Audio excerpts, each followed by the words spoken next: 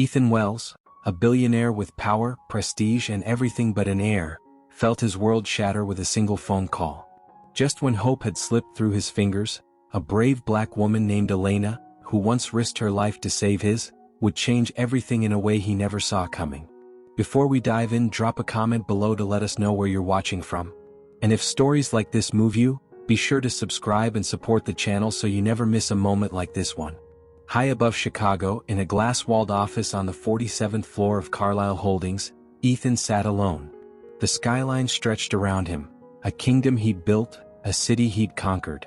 Yet in that moment, all the lights, the power, the success, meant nothing. At 45, Ethan had achieved more than most ever dreamed. Except for the one thing he couldn't buy: family. At exactly 5 p.m., his phone rang. Dr. Bennett's voice came through, heavy with hesitation. "Sir, I have your results. I'm sorry, it's conclusive. You're sterile." The word struck like a blow to the chest. Sterile. Just like that, the vision of a legacy vanished.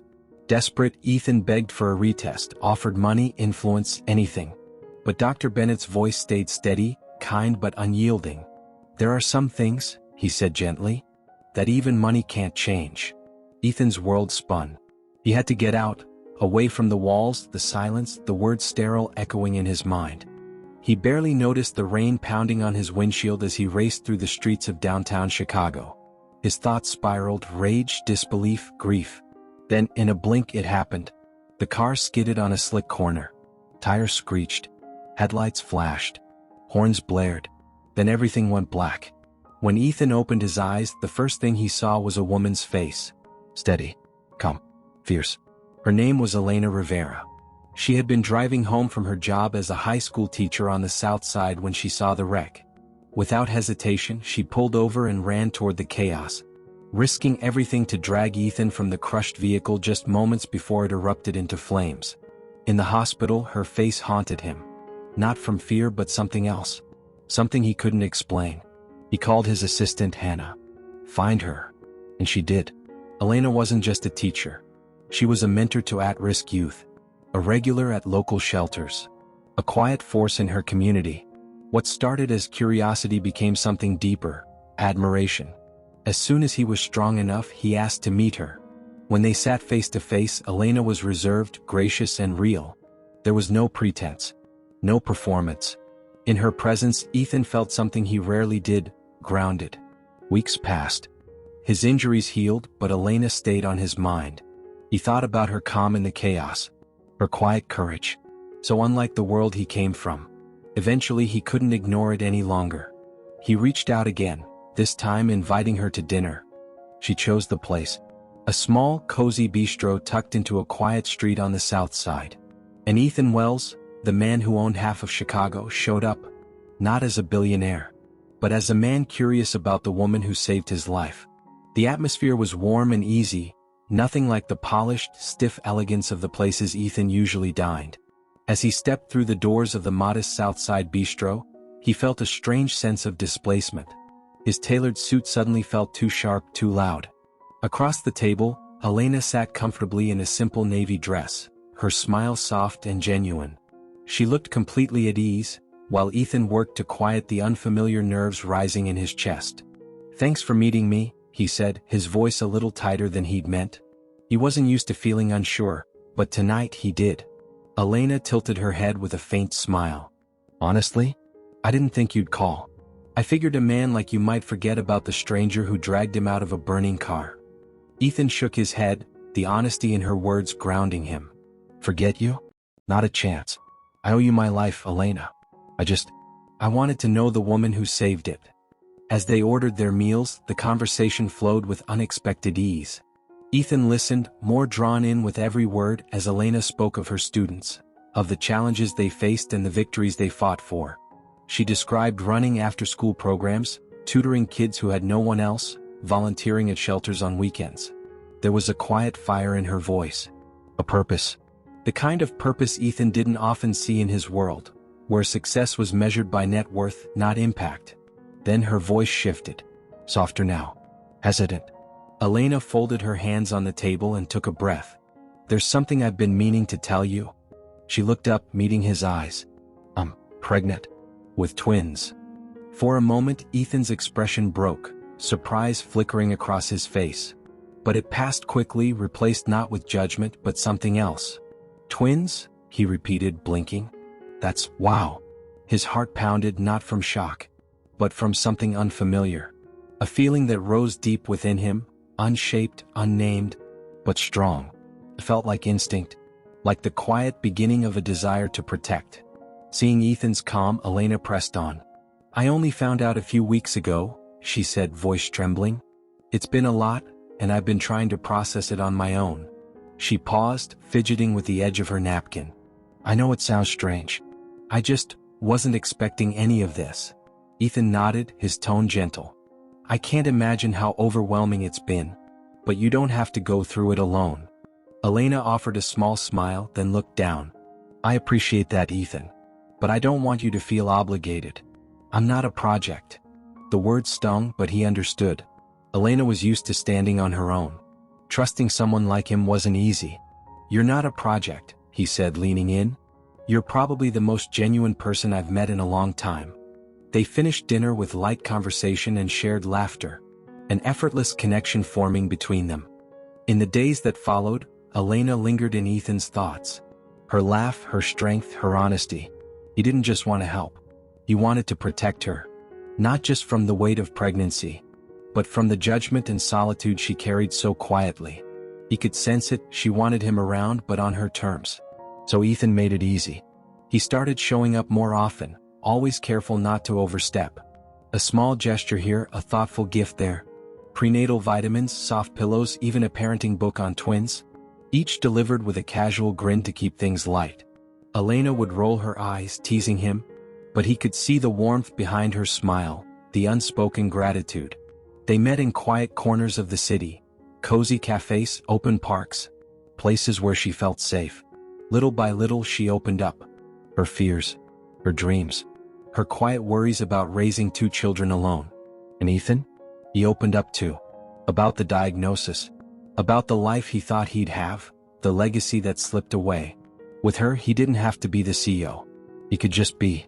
And for once that felt like enough. One evening, as the sun melted behind the skyline, they sat on a bench after a long walk. Elena turned to him, her voice low, eyes uncertain. Ethan, I have to ask, why are you doing all this? You barely know me. He looked at her, a rare softness settling in his gaze. Maybe I don't know everything about you, he said quietly, but I do know you're extraordinary. And I think, I'm here not because I have to be, but because I want to be. Elena studied his face, searching for doubt, but found only quiet sincerity.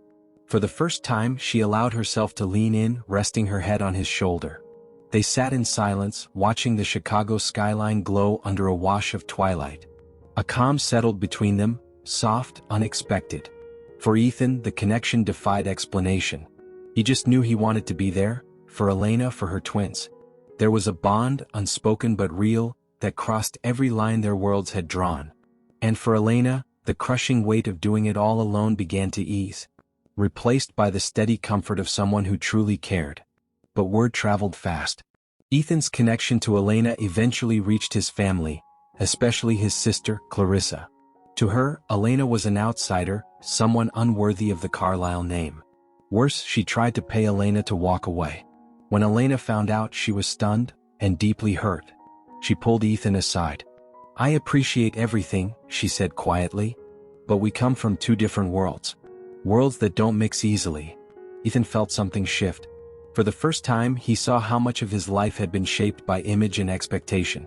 He questioned the walls he'd never dared to push against until now. He pleaded with her to stay, to give them a chance. Elena didn't walk away, but she asked for time. Time to understand what this truly was. It was a crisp autumn morning. Ethan was halfway through a board meeting when his phone buzzed. He nearly ignored it, until he saw her name. Elena. And in that moment, everything else disappeared. A chill ran through him. Something had changed. Elena never called during business hours. So when Ethan saw her name flash across his phone mid-meeting, he felt a chill. But it wasn't her voice, it was a nurse. Mr. Carlisle, Miss Morales has been admitted to Chicago Presbyterian. She's gone into premature labor. Ethan's heart dropped. "She's not due for another 2 months," he said, voice cracking. There was no time for answers. He shot up from his chair, muttered an apology to the board and left, ignoring the stunned looks that followed him. The world outside blurred as he rushed to his car, heart pounding. Memories surged, his own mother lost during childbirth when he was just a toddler. Fear clenched tight around his chest as he sped through the city, hands gripping the wheel. At the hospital, a nurse led him through the halls to the maternity ward. He heard her cries before he saw her. Each step toward her room deepened the ache in his chest. Then, there she was. Elena lay in a hospital bed, face contorted in pain, eyes wide with worry. "Ethan," she gasped, a flicker of relief breaking through the fear. "I'm here," he said, hurrying to her side, grasping her hand. "You're not alone. I've got you." The hours that followed were long, tense, unforgiving. Nurses and doctors moved quickly, monitoring every beat, every breath. Every machine beep made Ethan's nerves jump. Every whisper between staff sent his heart racing. All he could do was sit beside her, hold her hand, and whisper steady words of comfort. As Elena fought through each painful contraction. Finally, after what felt like a lifetime, a nurse gently ushered Ethan out of the room. The medical team was prepping for an emergency C-section. "Please," he said, his voice tight with panic, "let me stay with her." "Mr. Carlyle," the nurse said gently but firmly, "we need to focus right now. We'll bring you in once they're here. I promise." She led him to the waiting room, where he paced the floor relentlessly, eyes flicking to the clock every few seconds. Time stretched unbearably. Until finally, a nurse returned, her face calm, her tone soft. "Mr. Carlyle, they're here. You have 2 daughters." Ethan's chest tightened. He nodded silently and followed her to the neonatal ICU, his heart hammering. The moment he stepped inside, the sight stopped him cold. 2 tiny incubators, each holding a delicate pink bundle. Wires. Tubes. Monitors blinking and beeping, tracking every fragile beat, every breath. The nurse led him to the first incubator. "This is Ava," she said quietly. Ethan stepped closer, eyes brimming as he gazed at the impossibly small child. Her hands were no bigger than his fingertip. Her chest rose in tiny, shallow movements. Then the nurse motioned toward the next crib. "And this is Mia." Ethan moved slowly, not tearing his eyes away. Mia was slightly bigger but still so fragile. Her skin was flushed pink, her frame curled beneath the tangle of tubes. "They'll be in the ICU for some time," the nurse said softly. "But they're strong. We'll do everything we can to help them grow." Ethan reached out, pressing his hand gently against the glass. His heart swelled, overwhelmed with a love and protectiveness he hadn't known he had. "Hi," he whispered, voice cracking. "I'm your dad." "Hi Ava, hi Mia," Ethan whispered, his voice catching. "Daddy's here." In the days that followed, he barely left the ICU. He became a quiet, constant presence, hovering near the twins, watching over them like breath itself depended on it. Ethan took a leave of absence from work, shocking everyone, especially his assistant, who had never seen him step back from anything. But none of that mattered now. His world had shrunk to this small, sterile room filled with blinking monitors and the soft hiss of oxygen. This was where his daughters were. This was where he belonged. Elena, still recovering from surgery, joined him whenever she could. The strain of labor and the twins' early arrival had taken its toll, but she pushed through. And every time she arrived, Ethan was already there, waiting. He held her hand, rubbed her back, sat in silence beside her as they stared through the glass together. They didn't need words. Love and fear said everything. One evening, after Elena had drifted to sleep in her room, Ethan found himself sitting alone beside Ava's incubator. He watched her, so tiny, so fragile, yet fighting with everything she had. In a whisper, he began to speak. Not as the CEO. Not as the man with all the answers. Just as a father. "Ava, your dad used to think he had it all figured out," he murmured. "He thought life was about control. About planning every step." He paused, eyes brimming. "But then you came. You and Mia. And you showed me something different, something better." He turned to Mia's incubator, watching her chest rise and fall beneath the wires. "You too, you're already teaching me more than I could ever teach you." Hours melted into days and Ethan settled into a new rhythm, one unlike anything he'd ever known. He learned how to read the monitors, how to notice the tiniest changes, Each steady heartbeat, each breath, a quiet victory. He celebrated the smallest milestones with wonder. The first time they opened their eyes. The first time their tiny fingers curled around his. The nurses grew used to the sight of him, stationed beside the incubators, reading softly from worn children's books or humming lullabies he hadn't remembered in years. Ethan had never imagined himself singing, especially not in front of anyone. But here, in this quiet space with his daughters, it felt natural. It felt right. One afternoon, a nurse approached quietly, catching him mid-sentence as he read The Little Prince beside Mia. She gently placed a hand on his shoulder. "They like your voice, Mr. Carlyle," she said with a warm smile. Ethan looked up, surprised. "Do you think they know I'm here?" "Oh, they know," she replied, glancing lovingly at the twins. "Babies can feel love, even from the very beginning." His chest ached in the best way, swollen with something deeper than pride. For most of his life, Ethan had believed his legacy would be written in towers of steel, in profits and power.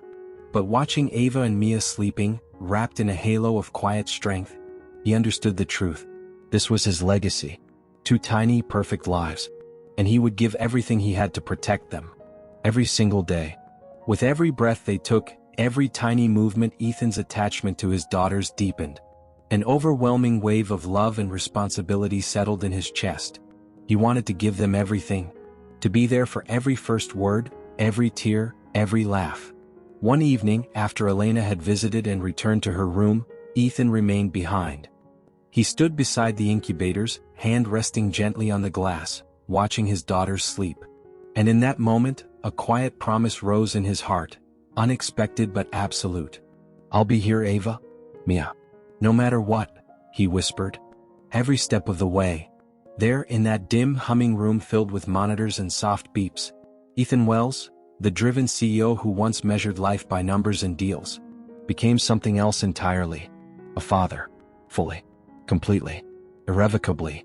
Back home, as the days passed, he began to reflect on the meaning of legacy. The empire he built, the wealth he once clung to, none of it compared to this new truth. These girls weren't his by blood. But the love he felt for them ran deeper than any lineage. And the world began to notice. The headlines shifted. People saw a man transformed, not just a powerful figurehead, but a father whose heart now beat for something far greater than success. Photos of Ethan cradling the twins in the park swept across social media, instantly reshaping his public image. But for once, he didn't care about the headlines or the buzz. He was content, truly content. Ethan knew what had to come next. He sat down with Elena one quiet evening and said, "They're already mine in every way that matters. I want to make it official." Elena's eyes welled with emotion. She saw it in him, the depth, the sincerity, and nodded. "Yes, let's do it." As Ava and Mia neared their first birthday, both Ethan and Elena were in awe of how far they'd come. From NICU nights and bottle feedings to first steps and baby giggles. It had been a journey of sleepless nights, tiny milestones, and love that changed them both. They had built something neither of them expected. A family. And now, with the twins' birthday around the corner, Ethan was ready to take one more step forward.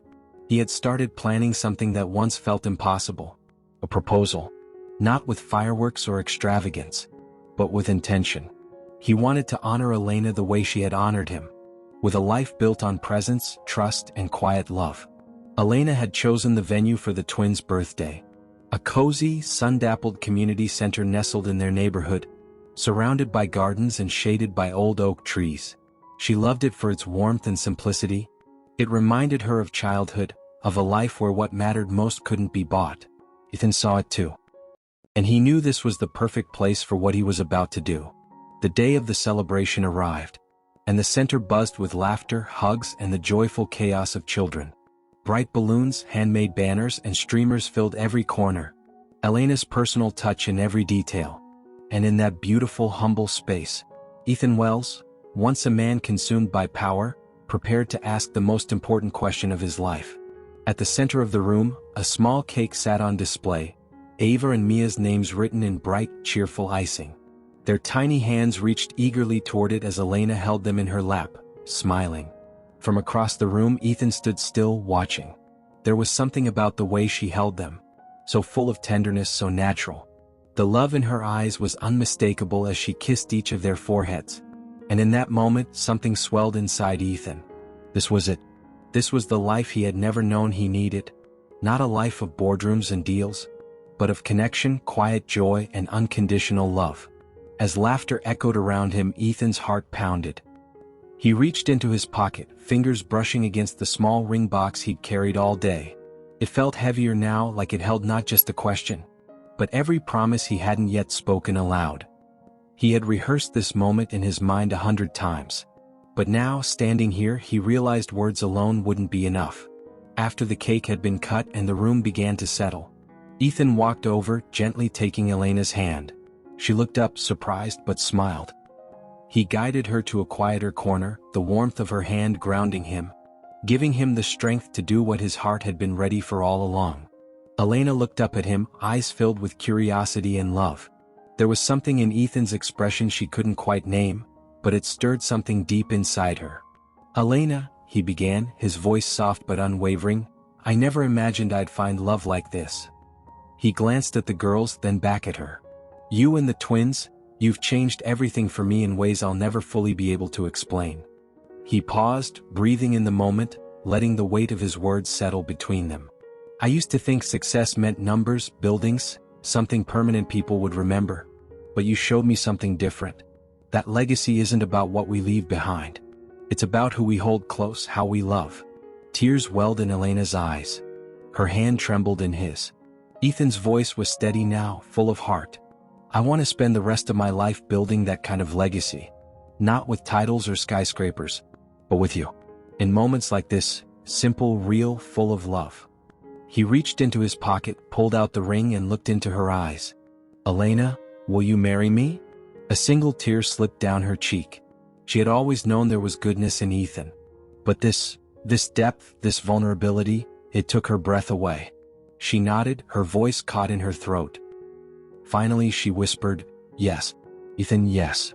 A cheer erupted from the guests nearby. Claps, laughter, joyful tears. As friends and family gathered around them, wrapping them in celebration. The twins, oblivious to it all, clapped their tiny hands with delight, smiling at the sound of the applause. Ethan scooped them both into his arms, and Elena wrapped hers around him. The four of them, held close, held tight. A family forged not by chance, but by love.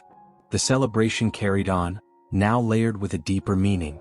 Guests raised their glasses not just for the twins' first birthday, but for the new beginning Ethan and Elena had chosen together. The day overflowed with joy, laughter, and quiet promises for the future.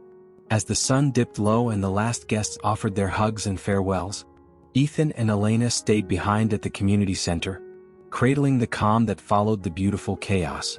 They sat together on a small bench just outside, the golden light of the setting sun wrapping around them like a warm blanket. Ethan held Elena's hand, grateful for the steady weight of her presence beside him. He looked out at the garden surrounding them, simple, quiet, alive. And in that still moment, he felt something he hadn't in years: peace. For so long he had defined himself by numbers, by achievements, by the towering empire he thought he needed to leave behind. But now, sitting beside his fiancée, watching their daughters nestled in her arms, he understood. This was his legacy, not etched in marble or steel, but in the soft, irreplaceable moments of love, family, and connection. Ethan leaned in, pressing a gentle kiss to Elena's forehead. "This is my legacy," he whispered. "You, Ava, and Mia. This is the life I want to build." Elena smiled, resting her head against his shoulder. "And it's more than enough, Ethan. It always has been." As the last light of day slipped behind the trees, Ethan held his family close, knowing they had built something far more meaningful than he had ever imagined. 1 year later, in the quiet of their new Chicago home, Ethan sat with Ava and Mia in his arms, his heart full. His world had shifted entirely. The man who once measured his worth in contracts and numbers now found success in giggles, midnight feedings, and the way Elena smiled when the girls reached for her. Together, Ethan and Elena had embraced a life they never expected, one rooted not in bloodlines, but in love, resilience, and the everyday choices that shape a family. Through every twist, every challenge, they forged something unshakable, a bond that redefined legacy. and revealed the quiet, powerful truth of what devotion really looks like. But what would you do in Ethan's shoes, if everything changed in a single moment? Would you open your heart to a new kind of family, one built not by blood but by love? Or if you were in Elena's place, would you take a chance on someone from a world so different from your own, and believe in a future shaped by connection rather than circumstance? We'd love to hear your thoughts. Tell us in the comments. How would you navigate a story as unexpected and as powerful as this one? Thank you so much for watching. And don't forget to like, subscribe, and share your thoughts with us below.